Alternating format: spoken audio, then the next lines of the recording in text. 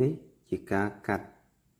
ដុំទ្វាររមូរផ្នែកខាងលើយើងដោះរសើរយើងកាត់កែចេញបងប្អូនបាទអញ្ចឹងទ្វារនេះរសារតែខុសអញ្ចឹងយើងកាត់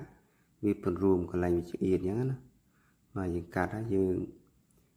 បន្ថយម៉ែត្រទៅយើងចាក់វាសាថ្មីអញ្ចឹងយើងកិលវាតម្រូវហ្នឹងហើយទ្វារនេះដូចជាកាត់ចប់ហើយជា4ទឹកហ្នឹងហើយទ្វារនេះយើងកាត់ប្រមាណក៏យើងកាត់បានដែរបងប្អូនបាទអញ្ចឹងយើងកាត់ទៅយើងចោះរុនចោះអីយើងដាក់វិញធម្មតាទៅបាទថាវាពិបាកយើងយូរបន្តិចហ្នឹងហើយទ្វារនេះខុសអញ្ចឹងគឺយើងត្រូវការកាត់កែដុំវាឡើងវិញបាទអញ្ចឹងយើងអត់ពិបាកកំងថ្មីទេអញ្ចឹងយើងត្រូវកាត់ចោះរុនថ្មីគឺយើងកែយើងដាក់រុនវិញបាទអញ្ចឹងជាការស្រេចបងប្អូនមកចាប់ខ្ចៅវិញទៅហ្នឹងហើយយើងផ្សារតឲ្យវិញទៅហ្នឹងវាត្រូវហើយអញ្ចឹងវាអត់ចាំពិបាកកំងថ្មីទេបាទនេះយើងកាត់ចោលហើយយើង4ទឹកជាង